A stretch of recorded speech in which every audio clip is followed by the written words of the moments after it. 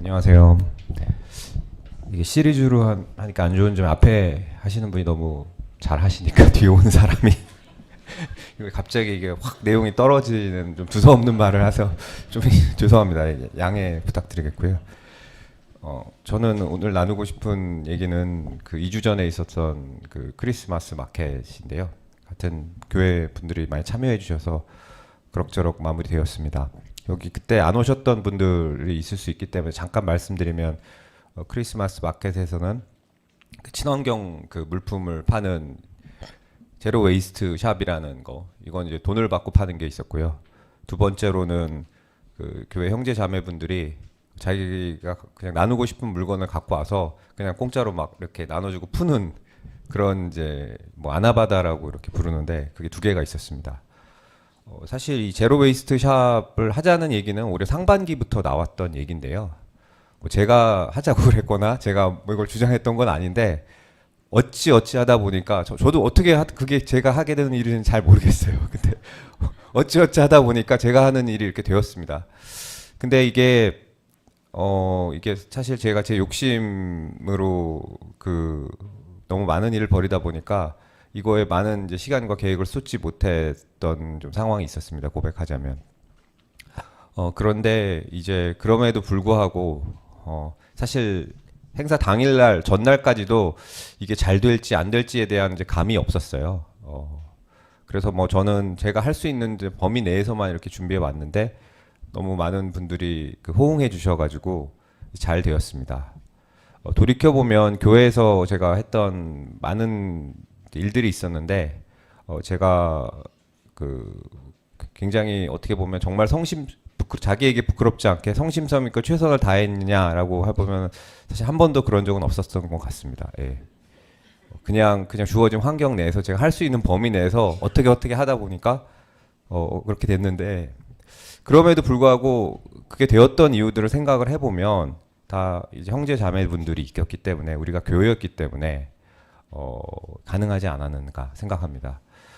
물론 그 제가 오늘 복음서에 있는 로마서의 말씀을 꼭 여기에다 갖다 붙이는 건 어떻게 보면 로마서의 그 앞뒤 맥락을 약간 좀 무시하는 게 될 수도 있겠지만 어떻게 보면 선한 의지를 가지고 그래도 하나님을 위해서 뭔가 해보려고 하시는 분들이 같은 공동체가 있었기 때문에 저의 개인의 역량의 부족이나 의지의 부족 여러 가지 상황의 그런 것들이 안 좋았지만 같이 무엇인가 결과를 만들어내는 걸 만든 것 같아서요. 저는 좀 개인적으로 굉장히 따뜻한 경험이었습니다. 두 번째는 그달 당일날 있었던 이제 아나바다 관련된 말씀입니다. 사실 이게 제 개인적으로 준비를 충분히 하지 못하다 보니까 이게 설명이 계속 반복돼서 되지 못하다 보니까 이 행사의 성격에 대해서 약간씩 다른 생각들이 좀 퍼졌던 것 같아요. 그래서 어떤 분은 바자회로 인식하셔가지고 물건을 갖고 와서 그걸 팔고 그 돈으로 뭐 예를 들면 저희가 좋은 일에 쓴다든가 아니면 뭔가 이 물건을 배치하는 거에 대해서도 약간 잘못 제가 전달이 하다 보니까 약간 당일날 아침에 이제 혼란이 있었는데 일단 제가 잘못했고요. 다시 한번 죄송하다는 말씀. 좋은 의견을 저한테 많이 주셨는데 좋은 조언을 해주셨는데 그거를 충분히 수용하지 못해서 어떻게 보면 혼란이 있었던 것에 대해서 이 자리를 빌어서 연말에 깨끗이 기억을 이제 털어야 되니까 죄송하다는 말씀을 드리고요.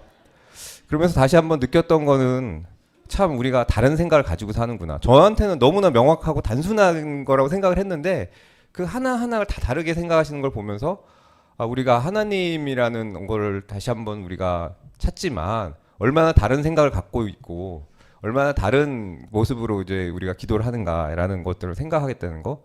근데 생각을 해보면 제가 틀릴 수도 있었고요. 제 방식만이 맞는 게 아니었고 다 제안해 주시거나 조언해 주신 모든 방식이 맞을 수 있기 때문에 제가 틀렸다, 제가 잘못했다라는 걸 인정하는 거의 이제 중요성을 그날 이제 느끼게 됐고요.